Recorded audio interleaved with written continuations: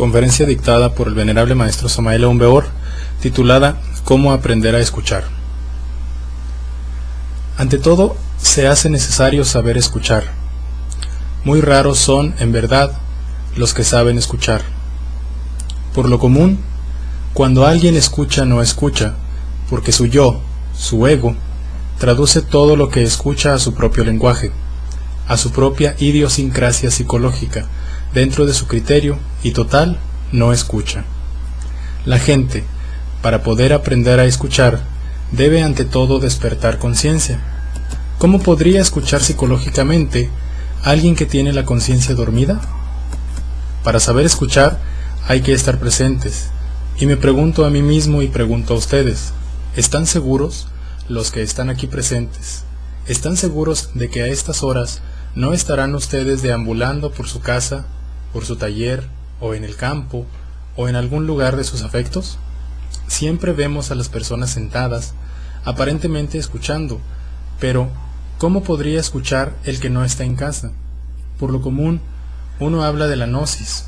Aquellos que aparentemente escuchan no escuchan, huyen despavoridos, van de aquí para allá y de allá para acá, viajan por la ciudad psicológica interior. Recordemos que cada uno de nosotros tiene un país psicológico, una ciudad psicológica. Una cosa es un lugar del mundo físico y otra cosa es el lugar psicológico donde nosotros estamos ubicados. ¿En qué lugar estaremos ubicados ahora mismo? Ustedes dirán que acá podría ser, podría no ser. La realidad es que resulta difícil saber escuchar. Por lo común, el que escucha se escapa, viaja por su país psicológico, huye en cualquier dirección. Total, no está en la casa, y no estando en casa, ¿quién escucharía? ¿La personalidad humana? Verdaderamente ella no sabe escuchar. El cuerpo físico, ese no es más que un instrumento. ¿Quién escucharía entonces? Cada uno habla a otra persona, y esto lo digo especialmente a los misioneros. Cuando uno habla a otra persona cree que está un poco alerta, pero las gentes huyen cuando nos escuchan. Cuando aparentemente escuchan, no están en casa. Hay gentes también que están muy llenas de sí mismas. Esas gentes no quieren escuchar la palabra, no tienen un lugar vacío, un puestecito para nuestra palabra. Están muy llenas de sí mismas, de sus engreimientos, de sus orgullos, de sus vanidades, de sus teorías, etc. Y entonces la palabra no tiene dónde entrar. ¿Dónde entraría si esas gentes están llenas de sí mismas? Recordemos a Jesús y su nacimiento. Sus padres, concurriendo pues al empadronamiento citado por Herodes, no hallaron en el mesón un lugar vacío. Entonces no hay en la taberna interior, si es que se le puede dar ese nombre, un lugar vacío para la palabra. Está ocupada la taberna, está ocupado el mesón. ¿Cuán grave es eso? Nosotros debemos tener la escudilla del Buda hacia arriba, la olla para recibir la palabra, pero en vez de hacer eso, las gentes colocan la olla hacia abajo. Se necesitaría reconocer pues nuestra propia nadidad y miseria interior para que quedara en la escudilla, en el cuenco, en la olla, un lugar, sí, para la palabra. Mas, en tanto estemos llenos de sí mismos, ¿cómo podría la palabra entrar en nosotros? O en otros términos, ¿cómo podríamos aprender a escuchar desde el punto de vista psicológico? Porque saber escuchar lógicamente, o saber escuchar, dijéramos, físicamente, es cosa relativamente fácil, pero psicológicamente, ¿cuán difícil es escuchar? Hay que estar en actitud receptiva, con la olla hacia arriba, aguardando el alimento, o el cuenco, o la escudilla hablando al estilo búdico. Pero si la olla está hacia abajo, ¿cómo puede entrar el alimento en nosotros? ¿Cómo podríamos recibirlos? Esos que están llenos de orgullo, de autosuficiencia, esos que están rellenos de teorías, ¿creen ustedes que se encuentran en el estado preciso para poder recibir la palabra? Ante todo, tenemos que reconocer nuestra propia nadidad y miseria interior, antes de poder recibir el alimento de la palabra, y no es posible recibir ese alimento si no sabemos escuchar. Pues antes, si hemos escuchado nosotros una palabra, miles y hasta millones de veces, creemos que la sabemos, que la hemos escuchado, pero en realidad de verdad no hemos escuchado esa palabra.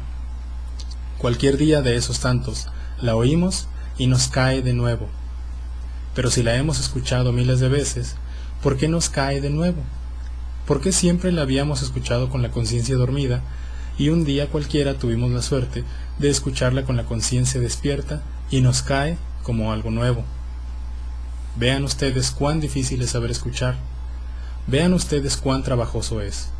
Se necesita ante todo ser conscientes si es que queremos saber escuchar. Recordemos aquella tentación de Jesús en el desierto cuando Satán le decía: todos estos reinos del mundo te los entregaré si te arrodillas y me adoras. He allí la tentación.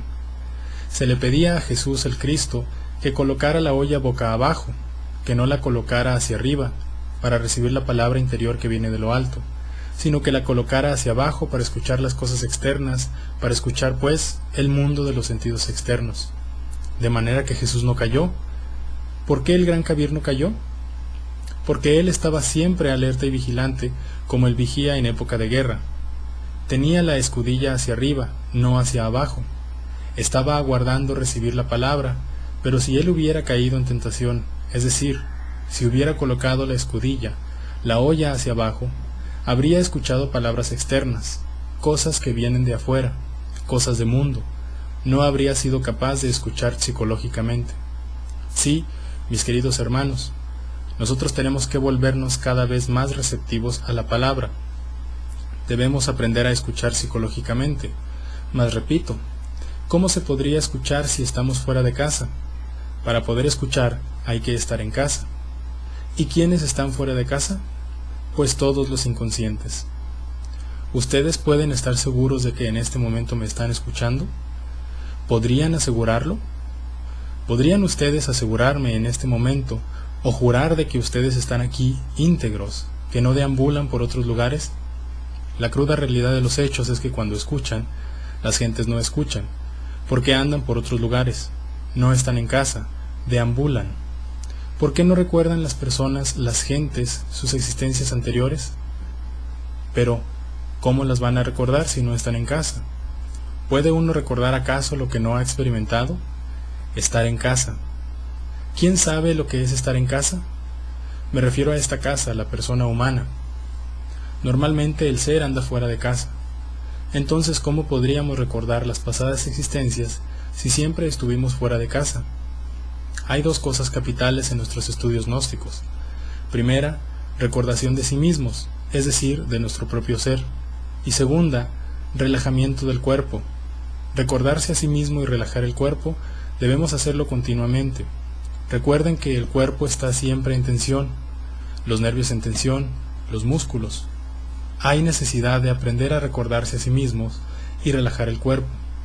Yo lo hago continuamente, todos los días, el recuerdo de mí mismo y relajarme el cuerpo, ya sea en una cama o donde sea. Es indispensable.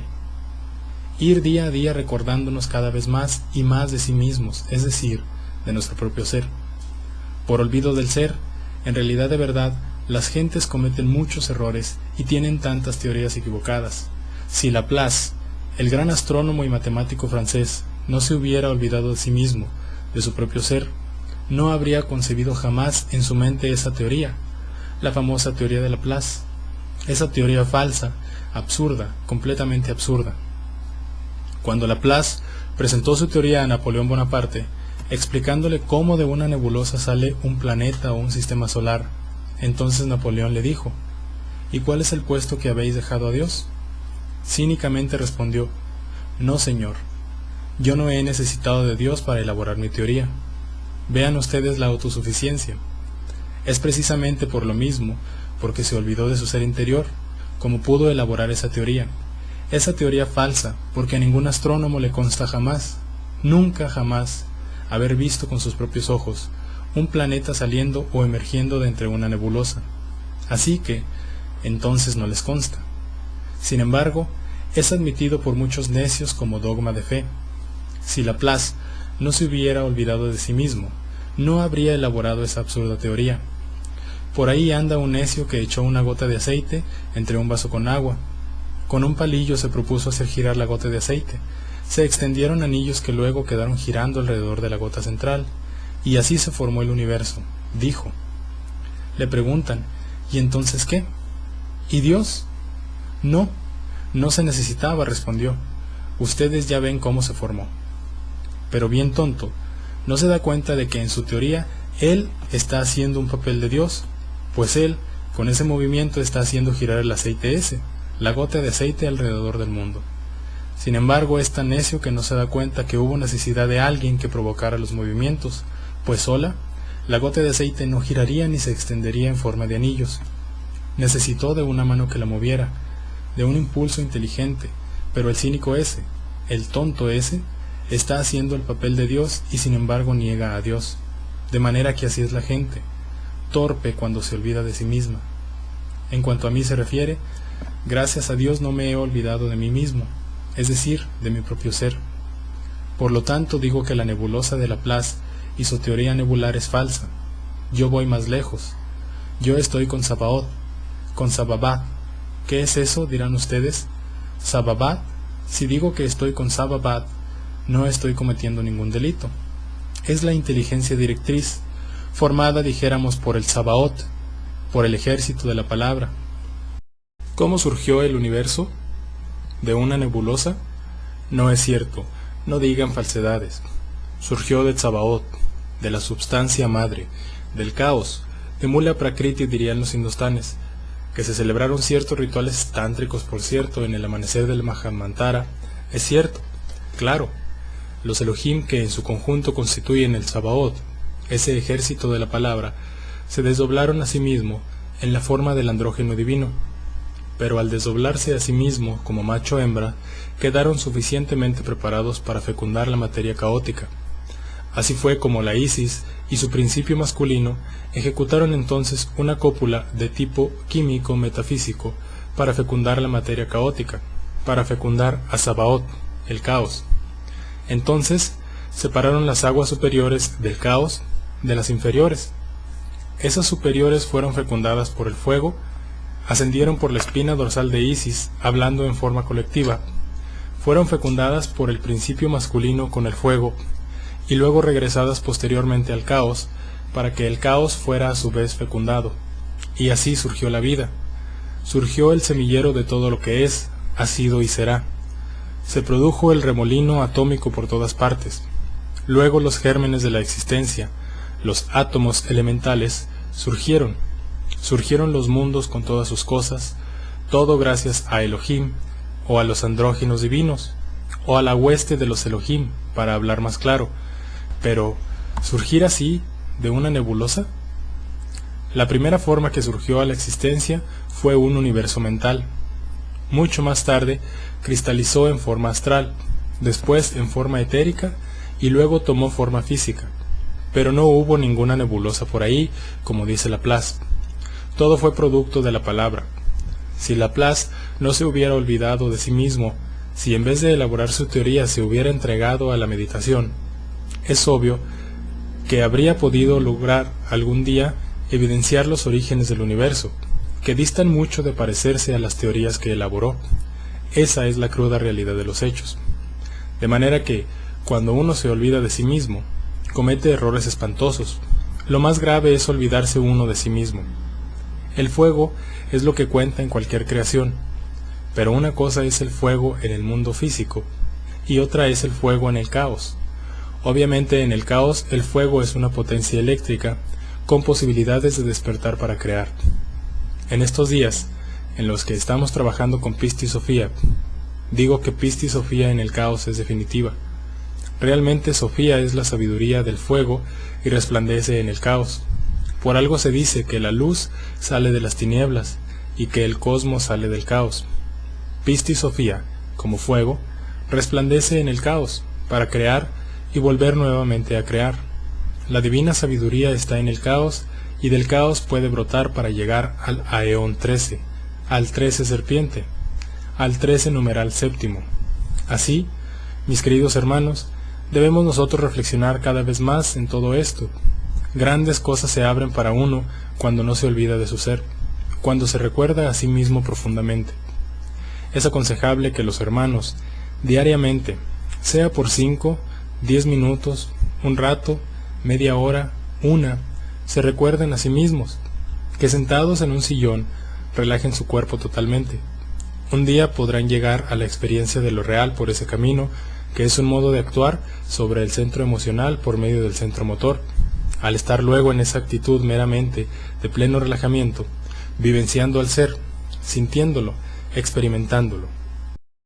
Volverse receptivo al ser. Eso es fundamental. La personalidad debe volverse cada vez más pasiva y receptiva a la palabra que viene de arriba, de lo alto. Esa palabra viene a través de los centros superiores del ser y llega. Pero si no somos receptivos, si no aprendemos a relajarnos, si nos olvidamos de sí mismos, ¿cómo podremos recibir los mensajes que vienen a través de los centros superiores del ser? ¿De qué manera? Los hermanos deben comprender esto, que hay que ser un receptáculo, volvernos receptivos, aprender a recibir la palabra, captar su honda significación. Eso es fundamental. Diariamente debemos relajarnos y recordarnos a sí mismos, a nuestro propio ser. Así avanzaremos triunfantes.